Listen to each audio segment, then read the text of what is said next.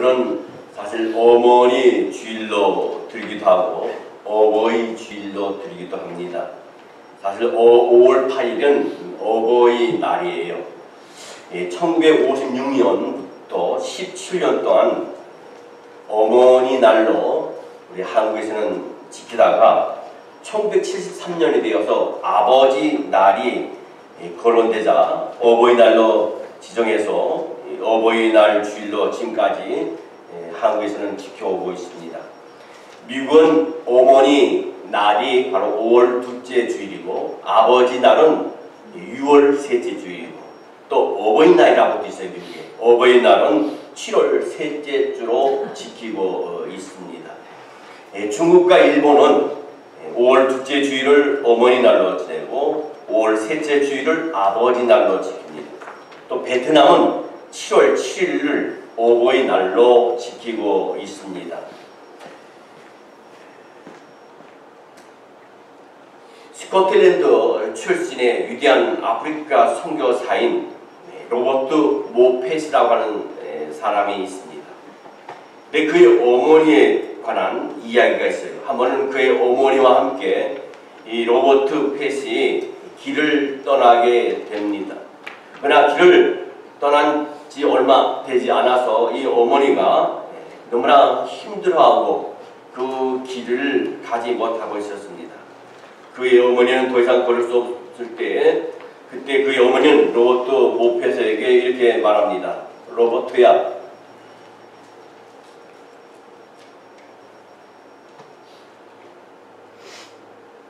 로버트야, 나에게 한 가지 약속을 해줄 수 없겠니? 그랬을 때 그 아들이 뭔데요? 하고 물었어요.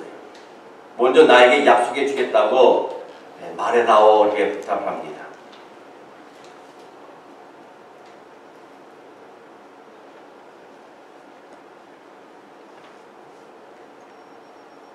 그러나 이 로버트는 쉽게 그 약속에 대답을 할 수 없었습니다. 어머니 그게 뭔지 알아야 제가 약속할 수 있잖아요. 그랬습니다. 그때 어머니가 한 말이 내가 너에게 약속을 받으려고 하는 것은 그렇게 어려운 일이 아니다 이렇게 말했어요. 그래서 로버트는 어머니의 얼굴을 한참 동안 쳐다보다가 이렇게 어머니에게 대답을 합니다. 네 어머니, 제가 약속드리겠어요. 어머니가 원하시는 것은 어떤 것이든 제가 하겠습니다 했습니다. 그때 어머니가 로버트야, 이제 너는 이 세상을 살아갈 때 사악한 세계로 살아가야 된다. 하루하루를 하나님과 함께 시작하고 하나님과 함께 마무리하기를 바란다 했습니다. 이 말을 하고 어머니는 이 로버트 모펫에게 키스를 해 주었습니다. 훗날 이 로버트 모펫은 자신이 아프리카 선교사로 일할 수 있었던 것은 바로 이 어머니의 키스에 힘이 있었다고 말했습니다. 여러분, 인간의 역사 가운데 어머니처럼 커다란 영향력을 끼치는 존재는 없습니다. 그래서 W.S. 로스라는 사람이 요람을 흔드는 어머니의 손은 세계를 통치하는 손이다 하겠습니다. 그리고 미국의 루즈벨트 대통령도 이렇게 말했습니다. 어머니는 민족의 혼을 만드는 최고의 주역이다. 어머니는 어떤 성공적인 정치가보다도 어떤 예술가보다도 어떤 사업가보다도 어떤 과학자보다도 우리 사회에서 더욱 필요한 존재다라는 말을 했습니다. 여러분, 실로 한 인간의 그리고 한 사회의 역사와 미래를 결정짓는 것은 바로 이 어머니라 해도 과언이 아닐 줄 압니다. 인류 역사상 위대했던 인물들을 한번 보게 되면요, 그 뒤에는 정말 훌륭한 어머니가 계신 것을 우리가 보게 돼요. 이처럼 어머니는 이 땅을 살아가는 모든 인간에 있어서 아주 중요한 존재입니다. 오늘 본문에 나타나는 한 위대한 어머니를 통해서 과연 위대한 어머니란 어떤 어머니를 두고 하는 말인가를 함께 생각해 보도록 하겠습니다. 이 여인이 누굽니까? 바로 한나입니다. 오늘 본문에 등장하는 이 어머니 한나는 사실 완전한 여인이 아닙니다. 약점을 가지고 있습니다. 그 약점 뭡니까? 특별히 아이를 낳지 못했습니다. 그리고 대적자 불임나라고 하는 여인이 계속해서 이 한나를 괴롭힙니다. 요즘 말로 말하면 속뚜껑이 열리게 만듭니다. 하지만 그럼에도 불구하고 이 한나는 평범하게 생각하는 사람은 그게 없어요. 왜 그러냐면 그 이유가 무엇이냐면 그것은 바로 그 아들 사무엘이 위대하게 된 데에 있다는 것을 우리가 보게 됩니다. 사무엘은 우리가 다 알다시피 이스라엘의 위대한 사사였습니다. 또 선지자였습니다. 또한 제사장이었습니다. 그는 그 직분을 한결같이 잘 감당을 했어요. 근데 그가 이렇게 위대하게 된 데에는 어머니의 영향력이 특별했던 것이에요. 그러면 아들을 위대하게 한 한나는 어떤 어머니였냐? 세 가지로 말씀을 드려서 함께 은혜를 나누기를 원합니다. 첫째로 한나는 기도하는 어머니였습니다. 한나가 위대한 어머니가 될 수 있었던 것은 무엇보다도 먼저 그녀가 기도하는 어머니였다는 겁니다. 한나는 슬픔의 여인이었어요. 그 시대에 여인으로서 자식을 갖지 못한다는 것은 굉장히 부끄러운 일입니다. 한국에도 지금은 안 그렇지만 옛날에는 뭡니까? 결혼한 여인이 그 집안에 가서 아들을 낳아주지 못하면 참 부끄러운 일이었어요. 그래서 여자가 시집을 가갖고 그 시댁에 아들을 낳아주지 못하면 칠거제하기를 할 정도로 그렇게 아들을 낳아주지 못하면 그렇게 힘든 그런 세대에 사는 것이 바로 이 한나야가 사는 세대였습니다. 그래서 그녀는 늘 주변 사람과 특히 그의 대적인 분란을 통해서 계속해서 괴롭힘을 당합니다. 오늘 보면 6절 말씀에 보니까요 이렇게 말씀하고 있어요. 사무엘상 1장 6절 말씀에 여호와께서 그에게 임신하지 못하게 하심으로 그의 족주와 부인나가 그를 심히 격분하게 하여 괴롭게 하더라. 하나님의 이 한나의 괴로움이 얼마나 큰 것인가를 알고 계셨습니다. 근데 이 한나는요 무기가 있었어요. 그 무기는 뭐냐면 어디 두고 보자. 내가 이 분나에게 반드시 복수하자 하는 그 무기와 그 감정이 아니라 하나님 앞에 기도했다는 사실. 이 한나의 무기는 기도였어요. 그리고 그의 백은 하나님이었습니다. 아멘. 하나님이 그의 백그라운드였습니다. 성경 오늘 사무엘상 1장 10절 말씀에 보면 이와 같은 말씀이 있습니다. 한나가 마음이 괴로워서 여호와께 기도하고 통곡하며 있습니다. 이렇게 한나는 자신의 고통과 아픔을 가슴에 품고 기도하였던 여인이었어요. 그 아픔을 갖다 입을 벌려서 동네방네 떠들지 않았습니다. 사람들에게 얘기하지 않았습니다. 내가 이렇게 분나에게 괴로움을 당하고 이렇게 억울한 일을 당하고 있고 이렇게 멸시를 당하고 있다 얘기하지 않았어요. 그냥 그 괴로움을, 그 고통을, 그 아픔을 가슴에 안고 기도하는 여인이었어요. 그리고 마침내 그 기도의 응답을 이 한나가 얻게 됩니다. 한나가 이처럼 기도하는 여인이기 때문에 가져온 또 하나의 놀라운 사실이 있습니다. 그것은 뭡니까? 기도의 응답으로서 얻은 사무엘이 있었어요. 할렐루야. 저는 가끔 이렇게 일부 예배 때 오거나 특별히 이렇게 미리 와서 준비할 때 참 우리 교회 여러분들이 교회에 찾아와서 기도하는 분이 참 많이 있어요. 오전 중에 오고 오후에 와서 기도하는 분들이 참 많이 있어요. 너무 귀해요. 개인과 가정과 교회와 국가는요, 사회는 기도의 힘으로 살아가게 됩니다. 어떤 분이 그런 얘기했어요. 하루 기도 안 하면 내가 알고, 이틀 기도 안 하면 이틀 기도 안 하면 가족이 알고, 3일 기도 안 하면 세계가 안다 말했어요. 여러분, 기도는 나를 살릴 뿐만 아니라 내 가정을 살리고 내 직장을 살리고 사업체를 살리고 아멘. 나라와 민족을 살리고 세계를 살리는 위대한 능력이 있는 줄 믿습니다. 아멘. 여러분 사무엘상 12장 23절 말씀에 보면 그는 이렇게 말합니다. 나는 너희를 위하여 기도하기를 쉬는 일을 여호와께 결단코 범하지 아니하고 선하고 의로운 길을 너에게 가르칠 것인즉 그렇습니다. 즉 그는 기도 쉬는 것은 죄로 여겼던 것이에요. 그만큼 그는 기도를 중히 여겼습니다. 기도를 쉬지 않았습니다. 그렇다면 이와 같은 그의 축철한 기도의 삶은 어디서 비롯된 겁니까? 그는 바로 기도하는 자기 어머니의 영향을 받았다는 겁니다. 기도하는 어머니의 자녀는 기도하게 되어 있습니다. 기도하는 부모의 자녀는 망하지 않게 되어 있습니다. 사랑하는 성도 여러분, 기도가 여러분의 운명을 바꾸는 줄 아시기 바랍니다. 아멘. 여러분의 운명뿐만 아닙니다. 여러분의 자녀의 운명을 바꿉니다. 아멘. 여러분의 가정을 바꿉니다. 그래도 자녀를 위해서 기도하지 않으시겠어요? 여러분, 기도하는 자식은 망하지 않습니다. 두 번째로 한나는 영적인 야망이 있는 어머니였어요. 오늘 사무엘상 1장 11절 말씀에 보면 아들을 구하는 한나가 하나님께 소원하는 장면이 나옵니다. 뭐라고 되어 있습니까? 소원하여 이르되 만군의 여호와여, 만일 주의 여종이 고통을 돌아보시고 나를 기억하사 주의 여종을 잊지 아니하시고 주의 여종에게 아들을 주면 내가 그의 평생에 그를 여호와께 드리고 삭도를 그 머리에 대지 아니하겠나이다 하십니다. 무슨 의미입니까? 온전히 하나님께 바쳐진 사람, 곧 낫을 인으로 키우겠다는 기도예요. 이는 어떻게 보면 자신의 자녀에 대한 일종의 포기 선언입니다. 하나님께서 주신 자녀를 더 이상 자신의 자녀로 생각하지 않겠다는 말입니다. 하지만 이것은 또한 그 자녀를 그 누구보다도 거룩한 영적인 자녀로 키우겠다는 간절한 소망의 기도거예요. 여러분, 생각해 보십시오. 우리에게 주어진 자녀는 단지 내 자녀가 아니라 하나님의 자녀라고 그러면 우리는 그 자녀를 어떻게 키우겠습니까? 절대로 아무렇게나 키우지 않습니다.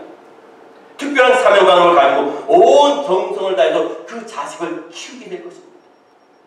여러분, 한나의 소망은 단순히 아이에 대한 자신의 권리를 포기하겠다는 말이 아니에요. 그 아이를 하나님만 살아가는 아이로 키우겠다는 마음입니다. 진정한 하나님의 일꾼을 만들겠다는 야심찬 영적인 마음이 이 한나에게 있었어요. 이 사람 한나에게는 자신의 자녀에 대한 영적 야심이 아주 강했습니다. 그 결과 그의 아들 사무엘은 어떻게 되었습니까? 선지자가 되었어요. 누구보다도 훌륭한 제사장이 되었습니다. 할렐루야. 그리고 이스라엘의 마지막 사사가 되었습니다. 사사는 뭡니까? 그때 당시에 이스라엘은요, 왕이 없었습니다. 왕을 대신해서 이 사사가 나라를 다스립니다. 할렐루야.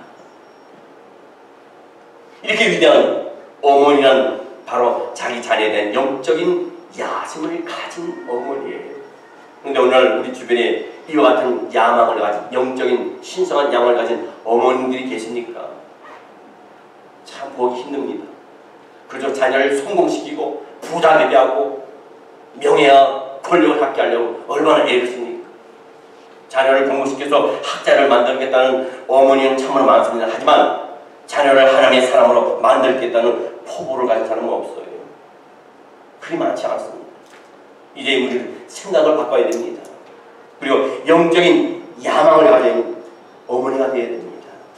기필코 내 자녀를 하나님을 사랑하는 자로 키우겠다는 아멘. 영적인 야망이 있어야 됩니다. 아멘. 하나님의 뜻대로 살다가 하나님의 뜻대로 죽을 수 있는 하나님의 사람으로 키우겠다는 영적인 야망을 갖는 어머니들이 되시기를 주의 이름으로 축원합니다. 아멘. 마지막 세 번째로 한나는 자녀를 죽게 드린 여인이었어요. 오늘 본문 24절로 28절 보시기 바랍니다. 젖을 뺀 후에 그를 데리고 올라갈새 수소 3마리와 밀가루 1에바에 포도주 1가죽부대를 가지고 실로 요아의 집에 나갔는데 아이가 어리더라. 그들이 수소를 잡고 아이를 데리고 엘리에게 가서 한나가 이르되 내 주여 당신의 사심으로 맹세하나이다. 나는 여기에 내 주 당신 곁에 서서 여호와께 기도하는 여자라. 이 아이를 위하여 내가 기도하였더니 내가 구하여 기도한 바를 여호와께서 내게 허락하신지라. 아멘.